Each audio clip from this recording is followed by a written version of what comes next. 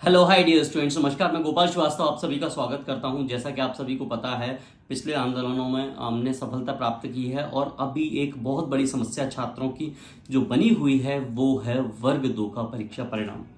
बच्चा अपनी परीक्षाएं दे चुका है, लेकिन परीक्षा परिणाम का इंतजार करते करते वो मानसिक तनाव से गुजरता जा रहा है।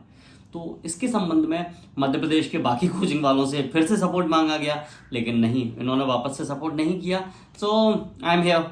मैं फिर से वापस उस मुद्दे को हाथ में लेने को तैयार हूं।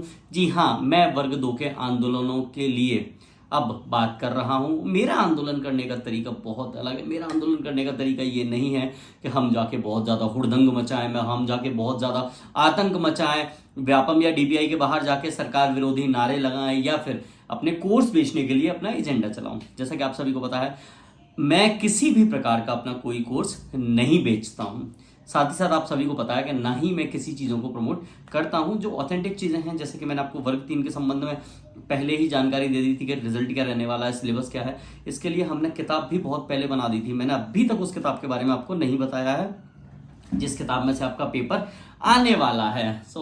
अगर बच्चे चाहेंगे मैं बता भी दूंगा, क्योंकि मैं 2 महीने पहले मैंने वो तैयारी करवा दी थी। और इसके साथ ही साथ वर्ग 2 के रिगार्डिंग एक छोटी सी बात मैं और बता देता हूँ। वर्ग 2 के लिए मध्य प्रदेश में आपने सभी कोचिंगों का साथ मांग लिया, नहीं आया कोई साथ, डरने की कोई बात नहीं है, परेशान होने की कोई बात नहीं है। मैं यहाँ से एक मोर्चा संभालूंगा और इस मोर्चे को संभालने के लिए जो सबसे मेरी पहली पहल है वो ये है कि मैं किसी बड़े व्यक्ति से मिलने जा रहा हूं। बड़े व्यक्ति कौन? क्या मुख्यमंत्री? जी नहीं, मैं मिलने जा रहा हूं मध्य प्रदेश के उप मुख्यमंत्री, रीवा से विधायक डॉक्टर राजेंद्र शुक्ल से।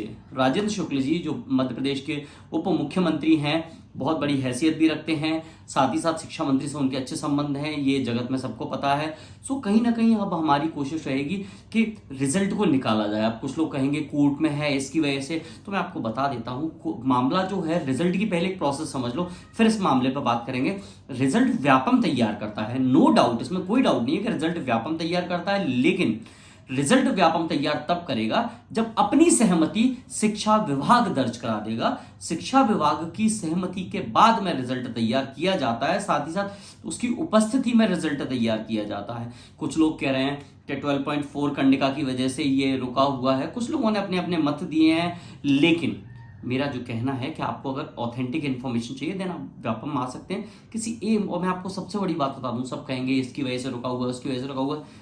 रिजल्ट सिर्फ एक बच्चे की वजह से रुका हुआ है। तो ऐसा नहीं है, डीपीआई और व्यापम मिलके अगर इसका सॉल्यूशन निकालें तो इस पर एक फाइनल सॉल्यूशन पर पहुंचा जा सकता है और रिजल्ट निकाला जा सकता है। तो इसके संबंध में आदरणीय राजेंद्र शुक्ल जी से हम लोग मिलने जा रहे हैं और अपनी बात वहां पे रखेंगे, बच्चों का रिप्रेजेंटेशन रखेंगे। जो बच्चे मिलना चाहें, शामिल होना चाहें, तो मंगलवार को भोपाल आ सकते हैं। मैं चाहूंगा कि आप लोग आएं और कम से कम उप मुख्यमंत्री जी के सामने अपनी बातें रखें, अपने आप को जो समस्याएं हैं, परेशानियां, उनको कम से कम वहां पे दर्ज करें। तो ये आप सभी के लिए बहुत बेहतर होने वाला है। और अंततः आप सभी को शुभकामनाएं। बहुत जल्द रिजल्ट का तो मैं बता दे रहा हूँ, कुछ लोग कह रहे हैं कि सालों साल रुक जाएगा रिजल्ट, ऐसा कुछ भी नहीं होगा। बहुत जल्द अब हमारी कोशिश रहेगी, हम किसी मामले को यदि अपने हाथों में लेते हैं तो हम उसके टेक्निकल इश्यूज को भी समझते हैं, साथ ही साथ ऐसे इश्यूज को भी समझते हैं जिनका सॉल्यूशन कहीं ना कहीं से हम फाइंड आउट कर सकें। अगर हमें कोर्ट में भी कोई ज्ञापन कोर्ट में हमें, माफी चाहूंगा, ज्ञापन तो नहीं,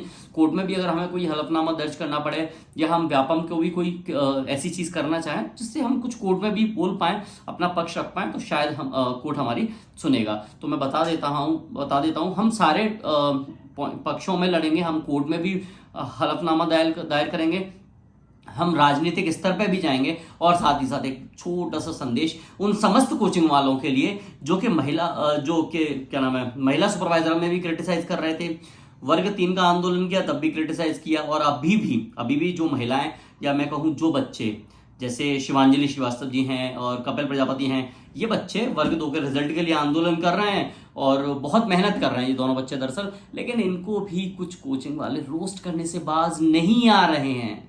क्यों? क्योंकि इनको चाहिए जनता।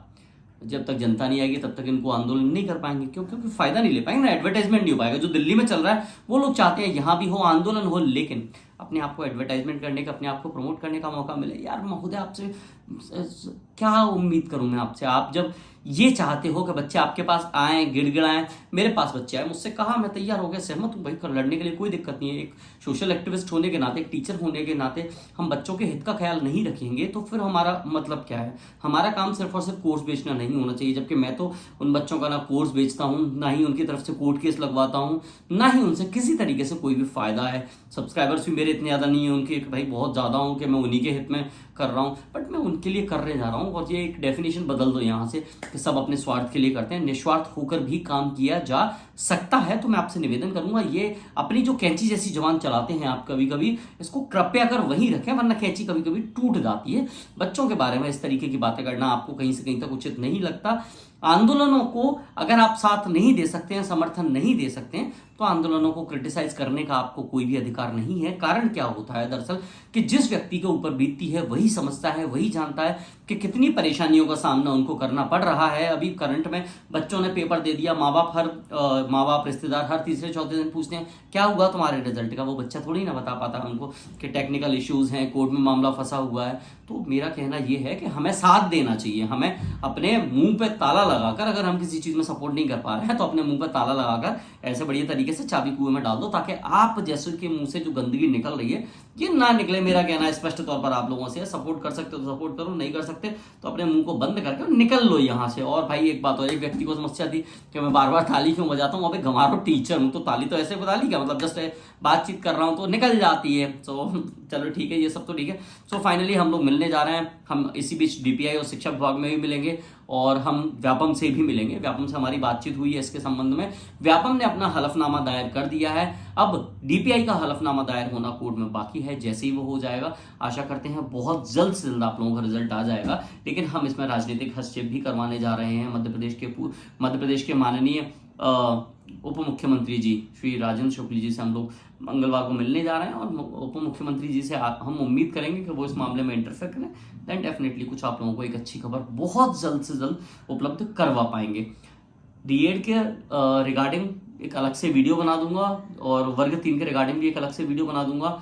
ग्रुप 4 का रिजल्ट, वर्ग 1 एमपी पुलिस, ये कुछ ऐसे मुद्दे हैं जिनके रिगार्डिंग हर कोई इंफॉर्मेशन दे रहा है, हर कोई वीडियो बना रहा है। एग्जैक्ट इन्फॉर्मेशन, एक्चुअल इन्फॉर्मेशन किसी के पास है ही नहीं, मैं आपको दरअसल बता देता हूँ।